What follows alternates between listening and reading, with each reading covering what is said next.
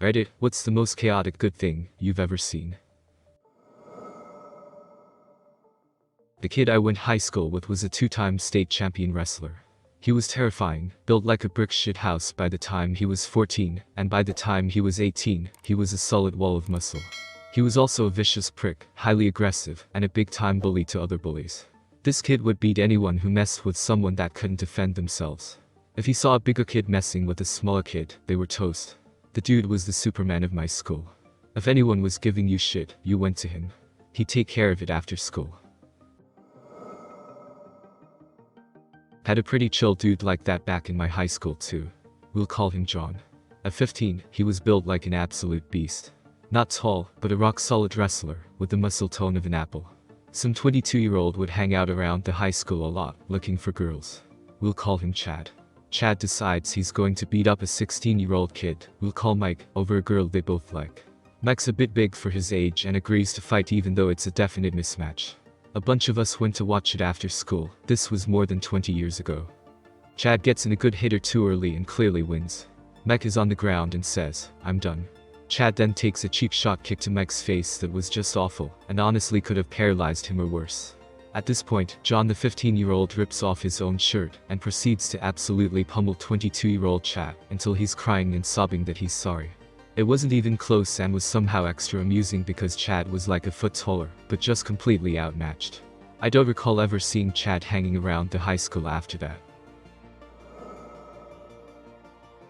The same guy actually saved me 3 times in high school. The first time, in 9th grade, some big bully type, like no friends, everyone hates type bully, starts getting in my face, and like pushes me or something, so I, being puny and weak, go for laughs and pretend to push him, but really just push myself back. He's not having it, and right as he's starting to get in my face, this big Mexican guy and his 2 big friends get between us and say to the kid, "Why don't you pick on someone your own size?" The big guy squeamishly says, "Nah, it's cool," and backs away. 10th grade.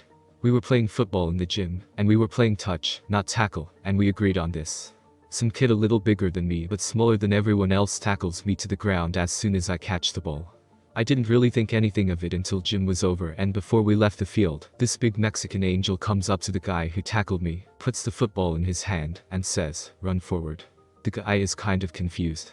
"Run forward." So, he runs forward, my angel picks him up, throws him on the ground, and says something like, "Play by the rules" or something. 10th grade again.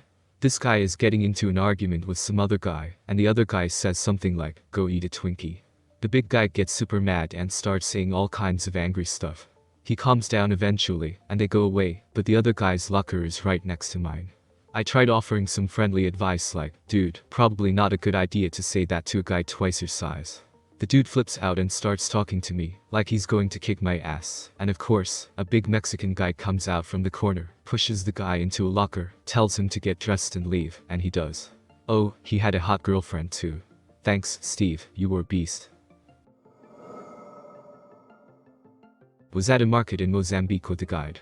Guide asks the stall seller if he has any really fresh pangolin, illegal as hell and endangered. The seller shows him a box with 2 live ones. The guide turns to me and yells, "Run," punches the seller, grabs the box, and books it across the market toward where we had parked. He released the critters later that day. It was an interesting trip. I knew someone who once played an extended prank on a friend where he filled up his gas tank. When the tank was low, he'd steal his keys, sneak out, go to the station, fill it up, bring the car back, and put the keys back. Took him months to figure out what was going on. When I was still in my medical training in Westwood, I often saw a middle-aged gentleman putting coins into expired meters. The one time I saw a meter maid try to approach him and he ran off giggling. A few months later, I saw him at a stop sign in a Maserati. Basically, the definition of chaotic good. I worked in a Starbucks as a student. One day, one of our regulars came in, crying as she found out her boyfriend had been cheating on her. Our shift supervisor took out a full chocolate cake, dropped it on the counter from a height of about 2 centimeters, and said, "Oh no, I dropped it. Can't sell it now." Handed her the cake, a fork, and a canister of whipped cream, while I made her a free drink. He then proceeded to tell people that we were out of cake for the day. 10 years on, still remember the smile she gave us. In my country, potholes are notorious for going unchecked. A Facebook group sprang up called Adopt a Pothole, and it started as just posting pics of potholes and tagging the government agency in charge. The government is responsible for damages to cars caused by potholes that they are aware of, so they tagged them as proof. But they still weren't getting filled. And that's when it got wild. People started planting palm trees inside the potholes and posting those pictures. I can only assume it was effective, because I saw a pic of one near my neighborhood, went and saw it to confirm, and within a few days, it had been filled. My mum. She's a guerrilla gardener.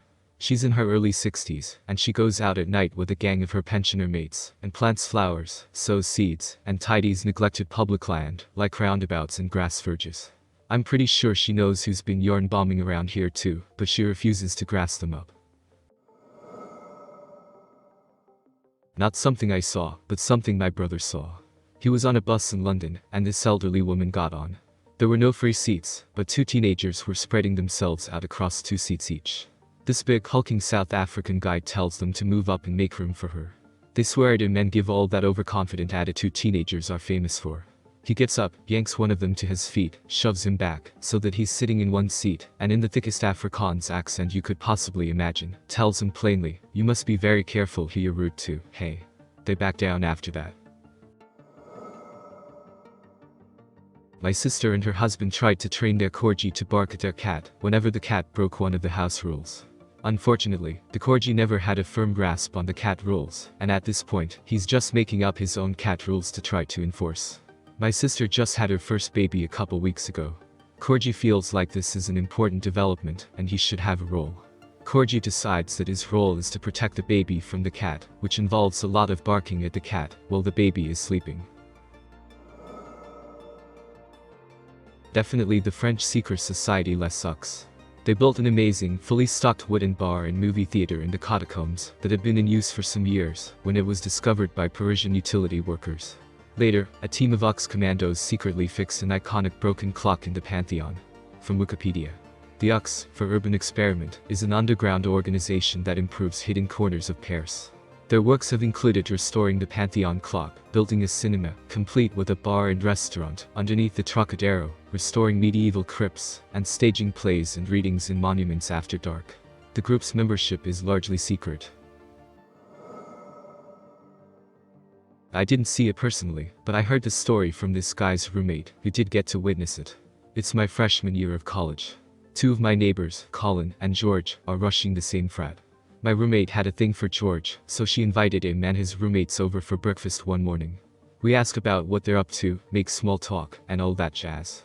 Turns out, George was just banned from the frat for doing drugs. What did he do, you may ask? He doesn't remember. But according to Colin, they were at a party, and George saw someone slip something into a girl's drink. Rather than take a logical approach, tell her not to drink it, take it from her and pour it out, and so on and so forth, George ripped it from her hand and chugged it himself. I was a teenager at a hardcore show, and one of the only non-white kids in the building. I'm at the edge of the pit, keeping the line, when suddenly, I take a hard fist across the face out of nowhere. Catching a stray hit in the face is pretty normal for this situation, but the reaction of everyone around me lets me know that somebody may have targeted me. Like seconds after this, a tall lanky white kid I've never seen before, launches a straight out of the Shaolin temple, flying kick to the face of a guy in the pit, who just happens to be wearing a logo associated with local neo-Nazis. The Nazi dude gets laid out, and the lanky kid jukes out the Nazis' buddies and flies out of the building and into the night. A friend was working in the emergency room when she was going to school, and a woman came in who had her arm broken when someone stole her purse. As that woman was being checked, a man came in who was hit by a truck after the driver saw him stealing a woman's purse and running away. The purse was returned. I was rear-ended at a stoplight, and as I got out of my car to speak to the other driver, he threw his car into reverse and fled the scene. A police station was a block away, so I drove over to make a report. I'm crying and trying to stay calm but clearly upset. 2 minutes after I start giving my story, a woman bursts in, saying she just saw a hit and run, and she got the plate number. Then she sees me and recognizes me immediately. It was my accident that she saw. She was a little bit older, the mother of a cop actually. She totally saved my butt. The dirtball who drove off ended up paying for everything. The year is 2003, and I am visiting family in England. I had walked a mile to a games store that had a deal of 2 PS2 games for £60. I was excited to purchase 2 games for my brother that I knew he would enjoy, but wouldn't buy for himself. As swiftly as I could, I took out the £100 note my cousin had gifted me and purchased these games, excited to run back to my cousin's place, so I could message my brother and tell him what I got him. I run back and send him a message and eagerly wait for his response. He then informs me that the games wouldn't work on our iOS console. Unfortunately, the games store had a no returns or refunds policy. My cousin told me to go there and explain the situation with the hopes that maybe something can be done. The next day I trudged back, anticipating entering a no-fly zone in regard to this return. I mentioned it to the individual behind the counter. Now, this fella was no normal fella. He had a mohawk, tats, and more piercings than I could count. He was in a different league of cool than I could ever fathom attaining.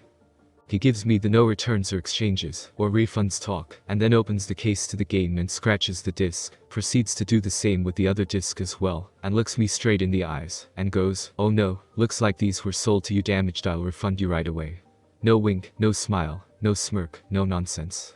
Brother, if you're reading this, you altered my way of thinking that day. You are a true and real bro, and I admire and appreciate you beyond what my meager words can convey. Thank you.